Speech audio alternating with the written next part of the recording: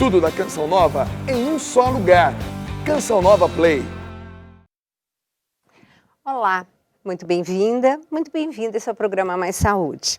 O tema de hoje é um tema que você que me acompanha, principalmente nas redes sociais, no Instagram, no Facebook, vocês viram que no último congresso em que eu fui lá no Instituto de Medicina Funcional, onde eu faço a minha certificação e onde eu trago todas aquelas informações assim tão atuais para vocês, que esse último congresso foi de doenças autoimunes.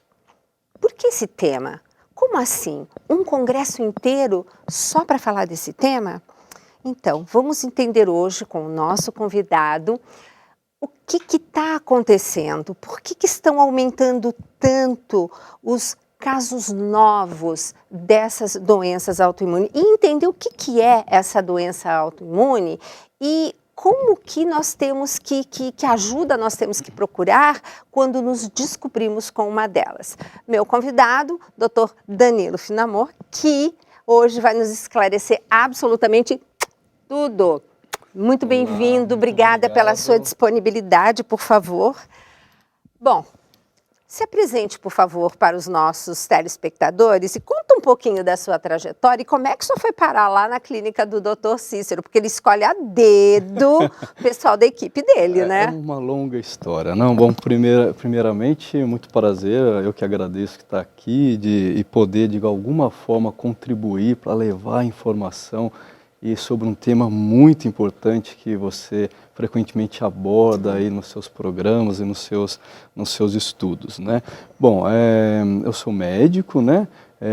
Após a formação na medicina, eu fiz especialização em medicina interna, né? E logo depois eu me especializei em dermatologia, né? Inicialmente, na especialização da medicina interna, né? O professor Cícero foi meu preceptor.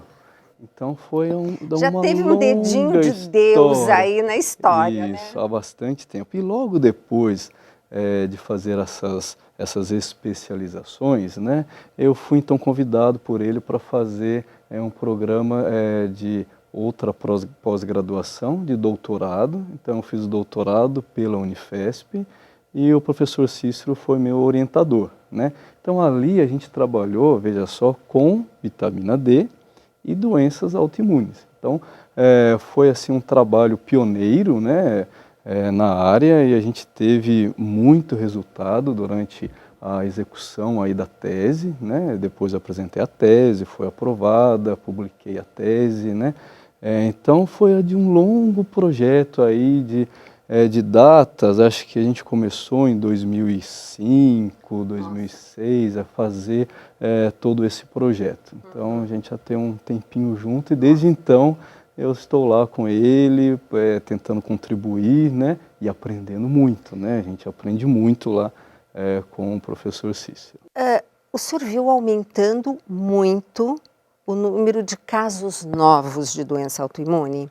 Isso é uma grande verdade que você está dizendo, né? A gente tem, e a literatura médica mostra isso através de pesquisas, um aumento exponencial do número de praticamente todas as doenças autoimunes. É claro que a gente vive um momento de uma melhoria dos diagnósticos. Verdade. Mas só o fato de melhorar a possibilidade de dar o diagnóstico não explica, né, esse aumento exponencial que a gente vê em todas as doenças autoimunes. E como que eu tento explicar para o paciente de uma maneira simples o que é doença autoimune, né? Primeiramente, né, o nosso sistema imunológico ele tem como função, né, nos proteger contra agentes externos, nos proteger contra vírus, contra bactérias, contra fungos, né, nos proteger contra processos tumorais.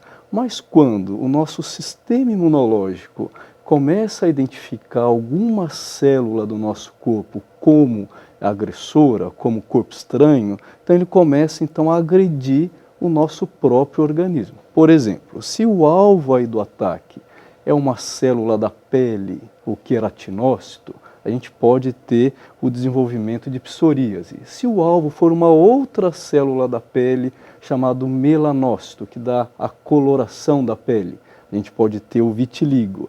Se o alvo for o sistema nervoso central, a bainha de mielina, a gente tem esclerose múltipla. Se for um enterócito, a gente pode ter, que é a célula do intestino, né? A gente tem a doença de Crohn, a retocolite. E por aí sucessivamente, a gente tem artrite reumatoide, o lúpus eritematoso, a gente tem esclerodermia, espondilite anquilosante, a gente tem também miastenia graves, né? E vamos aqui falar também por esse aumento exponencial dos casos de autismo, que tem a sua parcela ali na autoimunidade, né? Então, todas essas doenças, Gisela, elas têm, né, como se fosse uma assinatura, um aumento da produção da interleucina 17, que é uma substância no corpo que é uma marcadora da doença autoimune. Então você pediu aqui para eu explicar por que eu fui aí para essa área, né? Então a gente via, se deparava, eu principalmente, com uma grande frustração, né?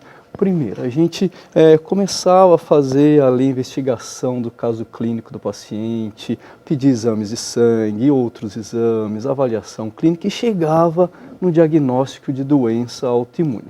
A partir daí, a gente vivia uma grande frustração, porque como que a gente vai tratar esse paciente, né? A gente sabe que a terapêutica disponível até então, ela apenas minimizava esses casos, né? Ou ela tratava somente os sintomas, o paciente tem dor, tomava remédio para dor, tem febre, remédio para febre, prurido, remédio para o prurido, né? Ou essa terapia era de uma forma tão agressiva que causava imunossupressão, quer dizer, o paciente ficava então exposto, né, ou predisposto a ter infecções recorrentes como tuberculose, como herpes zoster, infecções de repetição do trato respiratório, né, além de diminuir aí a proteção do nosso próprio sistema imunológico contra o câncer. Então a gente ficava naquele dilema, né? O tratamento, ele vai ajudar o paciente ou ele vai causar, às vezes, mais problemas. A gente precisa lembrar que são doenças crônicas, inflamatórias e, na grande maioria das vezes, progressivas. Então o paciente precisa de uma estratégia para tratar o agora, para tratar a médio prazo, e a gente tem que pensar também a longo prazo, né? Às vezes são pacientes jovens que ainda estão começando a planejar a vida em relação a trabalho, em relação à gestação, né? Muitas delas são mulheres jovens, né? Então a gente precisa tentar, muitas vezes, colocar na posição ali do paciente para poder ajudá-lo da melhor maneira que a gente pode dispor. Né? Exato. Antes do intervalo, nós vamos chamar o Padre Eliano. O Padre Eliano é quem cuida do nosso momento de espiritualidade e ele sempre vê e encontra na Palavra de Deus algo pertinente ao tema que nós abordamos. Vamos ver o que o Padre Eliano encontrou hoje na Palavra para nós e um detalhe, em seguida nós voltamos depois do intervalo. Minha saudação, doutora Gisela Savioli, e também a você que nos acompanha pelo programa Mais Saúde. Meu irmão, minha irmã, nós precisamos sempre refletir muito sobre os sentimentos que nós alimentamos no nosso coração, sobre aquilo que nós cultivamos. A palavra de Deus nos ensina que aquilo que nós semeamos, nós colhemos. E a primeira carta de São João, no capítulo 3, versículos 14 e 15, questiona profundamente a questão dos sentimentos que nós cultivamos no nosso íntimo. Sentimentos muitas vezes ruins, que são justificados e que você precisa permitir que eles sejam vencidos por uma verdadeira prática do amor. Veja o que João nos diz aqui acerca das nossas relações com o próximo e também dos sentimentos do nosso coração. João 3, primeira carta de João, capítulo 3, versículos 14 e 15. Nós sabemos que fomos transladados da morte para a vida porque amamos nossos irmãos. Olha que bonito. Quando nós amamos, nós temos a certeza que fomos transladados da morte para a vida. Ou seja, a vida se estabelece, reina em nós e nos impulsiona para a vida eterna. Então é extraordinária essa afirmação de João. Quando nós amamos, nós estamos vivendo realmente a nossa identidade mais profunda, porque fomos criados à imagem e semelhança do amor. E continua João: quem não ama permanece na morte. Você quer permanecer na morte? Como se você, vivo fisicamente, estivesse com o seu interior, com a sua alegria de viver, morta? Ou seja, você está apagado interiormente, triste, sem sentido, sem razão de viver? A exortação aqui de João é muito clara. Quem não ama permanece na morte. Quem odeia seu irmão é assassino, e sabeis que a vida eterna não permanece em nenhum assassino. Meu irmão, minha irmã, você tem um sentimento de ódio no seu coração? Você guarda rancor? Você guarda ressentimento? Você tem situações que você está sempre atualizando e aquilo vai gerando uma amargura no seu coração? Isso vai adoecendo a sua alma, adoecendo o seu interior. Por isso, essa temática do amor e da espiritualidade, ela é tão importante na nossa vida. Não odeie para o seu próprio bem, porque você faz mal de uma forma dupla na sua vida. Você sofreu com a situação que aconteceu e continua sofrendo, fazendo-se sofrer nesse processo que te faz tão mal. Por isso, você é filho do amor, filha do amor.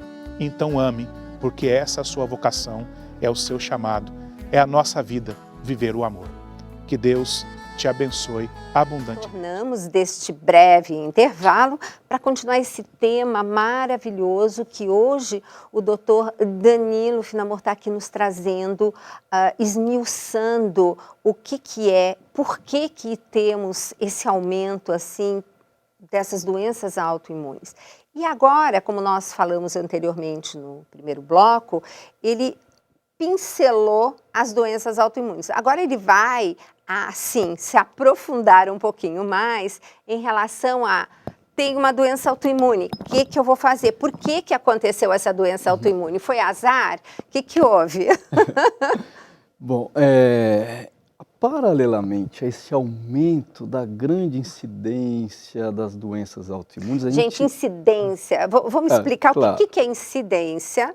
É o aumento do número de casos, né, reportados, diagnosticados, né, e que a gente vê que, particularmente nas doenças autoimunes, tem aumentado muito. São casos novos, né? Casos novos, então a gente justamente. Tem um número X, esse povo tem doença autoimune, mas de repente, além desse povo, vem... Cada ano mais casos a somar com os casos antigos. Então a gente se juntar os novos com os que já existem, a gente vai falar de prevalência, é um outro termo, né? Bom, mas de maneira geral, para ficar mais fácil, isso tem aumentado o número de casos de doenças autoimunes. Paralelamente a esse aumento de número de casos, a gente tem um aumento no diagnóstico e na interpretação da deficiência de vitamina D. Nunca a gente viveu um momento em que a deficiência da vitamina D é tão importante na população geral. Só para falar de um número bem assim básico, a cada 10 pessoas, 9, né, tem deficiência de vitamina D. Vitamina D não é vitamina, né? Ela é um hormônio, ou até diria muito mais do que um hormônio, devido às inúmeras qualidades, inúmeras implicações que ela pode ter em todos os nossos sistemas, em todas as nossas células e nos ajudar a prevenção de doenças e tratamento de doenças, né? Só para abrir um pouquinho o leque, né? A vitamina D é necessária, isso já é reportado em várias pesquisas, em centenas de milhares de estudos científicos, né? A falta da vitamina D está relacionada com hipertensão, diabetes, obesidade, né? A gente falou aqui das doenças autoimunes, as doenças neurodegenerativas, que vitamina D tem o seu papel neurotrófico, né? De aumentar a produção de substâncias que melhoram a atividade do cérebro, né? E a vitamina D tem uma função essencial ali para a formação do feto. A própria placenta, Gisele, ela ativa a vitamina D para fornecer para o feto proteção contra infecções, né? A gente viveu uma época, lembra do Zika vírus, que foi uma pandemia, e todo mundo assustado, né? Além dessa proteção contra infecções, para a grávida particularmente, né, ela é importante para ajudar no desenvolvimento dessas crianças, dos fetos. A gente vê crianças que nascem com a mãe usando a vitamina D, é outra coisa. É outra coisa. Você, gestante, não tenha medo. Tome 10.000 unidades internacionais todos os dias. Nós vimos, assim, o que é uma criança que nasce de uma mãe que gestou. E, gente, não é só gestar, depois amamentar também, né? Justamente. Então, gente, importantíssimo, né? E por que essas 10.000 unidades? Por quê? Por quê, né? Porque se a gente for pensar, é a quantidade de vitamina D que o nosso corpo produz quando a gente se expõe ao sol, tendo alguma área exposta, como membros inferiores, membros superiores, por apenas 10, 15 minutos. Então é uma dose fisiológica. Exato. O nosso corpo produz essa quantidade quando a gente se expõe ao sol, numa quantidade que nem vai chegar a pele a ficar vermelha. A gente chama isso de dose eritematosa mínima, né? Nem vai chegar a essa dose. Mas tem um horário para tomar esse sol, não é? Sim, o horário é diferente, em determinadas regiões do planeta, o tempo, se é inverno, se é verão, né? Porque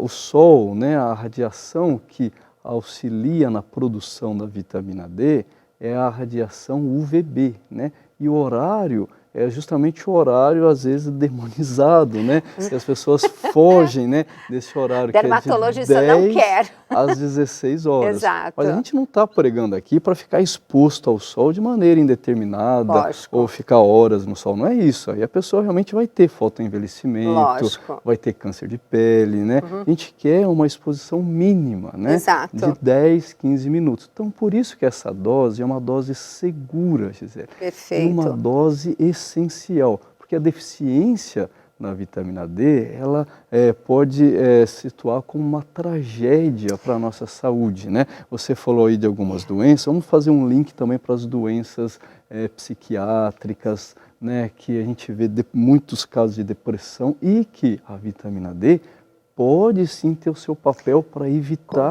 e para auxiliar no tratamento, Gisela.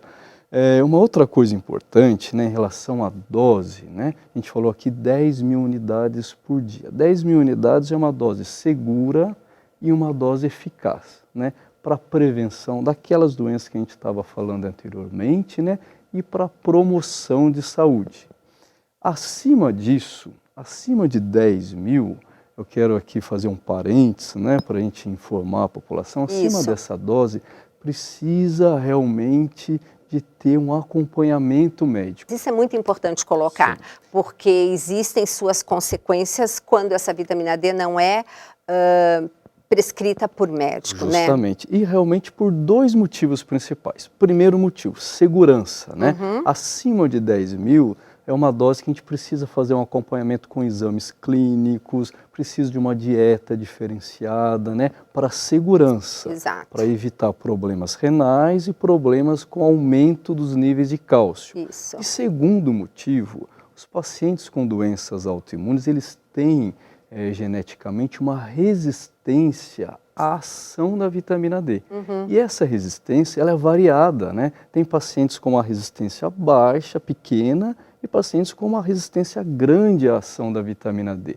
E isso a gente só consegue determinar através do acompanhamento e de exames clínicos. Então, só para a gente fechar essa situação, é importante a gente ressaltar que para pacientes com doenças autoimunes, vão necessitar de doses diferentes, de doses individualizadas. Se o paciente tiver um irmão gêmeo, a dose dele vai ser diferente do irmão. Então a gente precisa acompanhar para ir ajustando a necessidade. Nós vamos entrar depois no finzinho, para já dar gancho para o próximo programa, sobre o estresse e epigenética, mas fala um pouquinho desse nosso amado magnésio. Gente, a gente fala que magnésio é o maestro de uma grande orquestra no corpo. Justamente. O magnésio é uma substância natural também, extremamente importante para todas as nossas reações químicas. Tudo que a gente precisa é necessário magnésio. E a gente vive uma situação de uma deficiência também de magnésio, numa ordem de 80% da população com deficiência desse nutriente. Seja por carência nutricional, né? Falta de alimentação com vegetais verdes, né? As folhas verdes que tem muito magnésio, né? E a gente necessita desse magnésio, ou se necessário também suplementação de magnésio. E a folha verde tem uma coisa muito bonitinha também chamada de folato, que também é muito importante, né, doutor Daniel? Extremamente importante. E o que está acontecendo? Que eu não aguento quando eu chego com gestante tomando ácido fólico 5 miligramas ao dia, me dá taquicardia. Ácido fólico é muito diferente de folato. O metilfolato, ela é uma substância natural, né, do nosso próprio corpo. O ácido fólico não, ele é artificial, ele foi criado por conta de uma propriedade que o metilfolato tem de ser termolábil. Quando ele é cozido, ele é destruído. O ácido fólico foi criado para tentar, né, vencer essa barreira da utilização do metilfolato. Só que parece que foi uma tragédia, porque ele foi testado em ratos e a nossa capacidade de absorção e de assimilação é muito diferente do rato para o ser humano, né? Então a gente tem que o ácido fólico, por ser uma substância artificial, ela pode ocupar ali os locais que o metilfolato teria a sua ligação e ainda atrapalhar o funcionamento de uma coisa extremamente importante para a nossa saúde, que tem relação com a epigenética. Então o magnésio e o metilfolato, junto com a vitamina D, seriam substâncias essenciais para a promoção de saúde, prevenção de doenças, né? E para tratamento de muitas delas, né? Então, se a gente puder deixar um recado importante para a população nesse sentido, seria voltado para essas três substâncias. Exatamente, né? Manda seu recado. Seria um trio mágico aí de tratamento de prevenção de doenças: a vitamina D, o metilfolato e o magnésio. Exato. Né? Sem isso a gente não consegue manter um quadro saudável. Então, fechando o programa de hoje, doenças autoimunes, vamos então atentar para vitamina D, magnésio e metilfolato. Exato, e enfim, a gente vai dar umas dicas bem legais no próximo programa, né, sobre como estar fazendo um bom uso de tudo isso e explicar principalmente como que o corpo funciona, porque entendendo como o corpo funciona, a gente vai saber, que nem um carro, né, a gente vai saber como lidar melhor com ele. Eu vou deixar aqui um beijo enorme, agradecer a sua generosa disponibilidade, mandando um beijo para os nossos irmãos de Portugal, porque esse programa vai para lá, e convidando vocês a estar conosco no próximo Mais Saúde.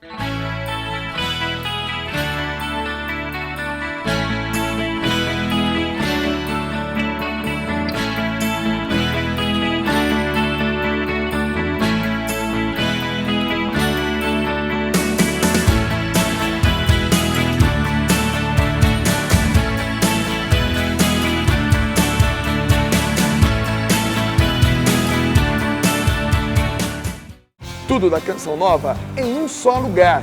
Canção Nova Play.